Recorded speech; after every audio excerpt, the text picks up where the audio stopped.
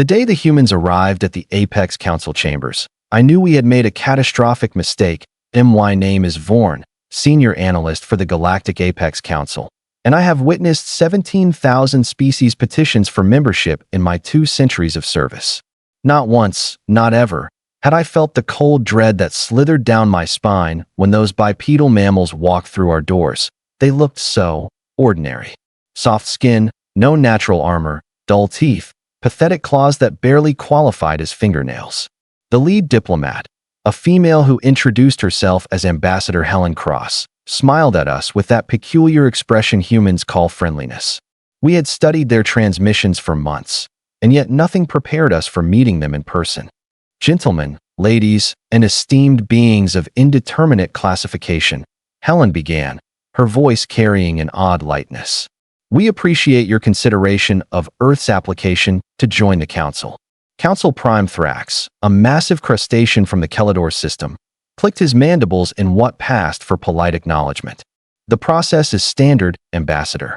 All applicants must submit to genetic cataloging and threat assessment. Purely procedural. Sure, purely procedural. That is what we told every species. What Thrax did not mention was that this cataloging had rejected 43% of applicants based on genetic aggression markers, territorial instability, or biological incompatibility with civilized norms. Helen nodded, still wearing that unnerving smile. Of course, we expected nothing less. Shall we proceed? The medical bay was standard issue, all gleaming metal and humming scanners. Dr. Kellis, our head geneticist, a floating jellyfish creature from Aquilon Prime, bobbed nervously as Helen rolled up her sleeve. I noticed her companion, a male named Marcus Webb, watching us with dark, calculating eyes. This will only take a moment, Kellis bubbled through his translation device. A simple dermal sample, nothing invasive. Take what you need, Doctor, Helen replied. The needle extracted cellular material, and Kellis transferred it to our primary analysis system. The Helix decoder, a machine that had mapped the genetic code of every council species, began its work. Standard processing time was 40 minutes. We had calculated this thousands of times. 0.3 minutes later, every alarm in the facility started screaming. What is happening? Thrax demanded, his voice booming over the chaos. Kellis had turned a disturbing shade of purple, which I had learned indicated extreme distress in his species. The system. It is rejecting the classification protocols. Explain, I shouted, already pulling up the data streams on my personal console. The genetic markers are not computing within standard parameters. The system keeps flagging contradictions. Extreme contradictions. Helen and Marcus exchanged glances. She sighed. I was hoping we would get past the preliminaries before this became awkward. Before what became awkward? I asked, though part of me desperately did not want to know. The main display flickered, and then text began scrolling. Not our text. Not any council language. Human alphanumeric code, overriding our systems like they were children's toys. Species designation. Homo sapiens, planet of origin, Earth, Sol system, Orion arm, genetic classification, persistence predator, endurance hunter, adaptogenic survivor, threat assessment. Calculating. The ellipsis hung there for what felt like an eternity. Threat level, unlimited. That cannot be correct, Thrax stammered. Nothing receives an unlimited classification. The scale terminates at Category 9. Apparently, your scale did not account for us, Marcus said, his voice carrying an edge that made my survival instincts scream. Kellis was frantically manipulating controls. There is more. Genetic markers indicate successful habitation in environments ranging from -40 to +50 degrees Celsius. Radiation resistance above standard tolerance. Poison metabolization capacity. Regenerative healing factors. Adrenaline response system that temporarily multiplies strength by factors of. He paused, his tentacles trembling. This is impossible. You should not be able to survive, let alone thrive. Helen laughed. Actually laughed. Doctor, humans evolved on a death world. Gravity 1.0, atmospheric oxygen levels that would be toxic to most species here, competing with megafauna that could crush us in seconds. We did not just survive. We won. Your planet tried to kill you. I asked weakly. Constantly, Marcus added. Still does, actually. Earthquakes, hurricanes, volcanoes, droughts, floods, temperature extremes. Our world is what you might call aggressively hostile to life. Then how? We adapted, Helen said simply. We learned. We persisted. When the ice came, we made fire. When the predators hunted us, we made weapons. When diseases tried to wipe us out, we made medicine. Failure was never an option because extinction was always the alternative. The helix decoder continued spitting out data. Binocular vision for depth perception. Opposable thumbs for tool creation. Sweat glands for endurance hunting. Throwing accuracy unmatched in the galactic record. Pattern recognition. Abstract thinking. Social cooperation at scales that should be impossible. And then came the final analysis. The one that made my blood freeze. Psychological profile. Extreme curiosity. Persistence hunting mentality. Pack bonding behavior extends to non-species entities. Capable of sustained multi-generational planning. Historical record indicates successful adaptation to extinction-level events. Warning. This species does not recognize the concept of impossible. Thrax had gone completely silent, which was more terrifying than his usual bluster. When he finally spoke, his voice was barely a whisper. You are apex predators. Helen's smile widened, and for the first time, I saw what lay beneath that friendly exterior. Council Prime, we are the apex predator. On our world, we competed with creatures that had bigger teeth, stronger muscles, natural weapons. We had none of those advantages. Then how did you win? Kellis whispered. Marcus answered, his voice cold and certain. Because we never stopped. Because when something knocked us down, we got back up. Because we learned to turn every weakness into strength. Because we refused to quit. The silence in the medical bay was absolute. Finally, Helen spoke again, her tone returning to that diplomatic pleasantness. Now then, about our membership application? I watched Council Prime Thrax's claws twitch involuntarily, a defensive reflex his species had not needed in millennia. The silence stretched like pulled metal, ready to snap. Your application, Thrax began slowly, presents certain complications.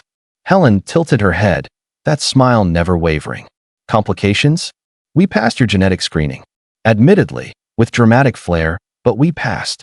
You broke the scale. I blurted out, immediately regretting my outburst. Both humans turned their attention to me, and I felt like prey animals must have felt on their world.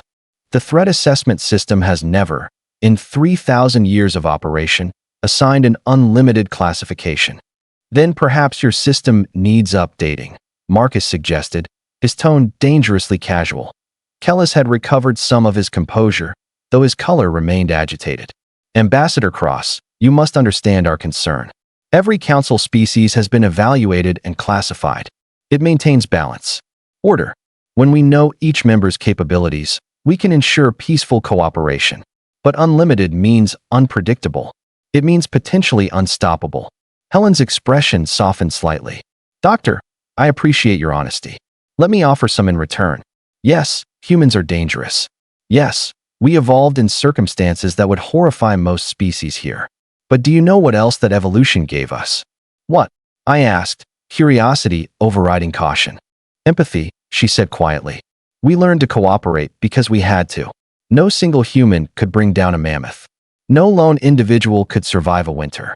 We succeeded because we built communities, because we cared for our injured, because we shared resources even when they were scarce. Our capacity for violence is matched only by our capacity for compassion. Thrax made a sound like grinding rocks. Pretty words, Ambassador. But your own historical records show constant warfare. Genocide. Planetary destruction. You nearly exterminated yourselves multiple times. True, Marcus acknowledged, stepping forward. We have done terrible things. But we also learned from them. Every mistake taught us something.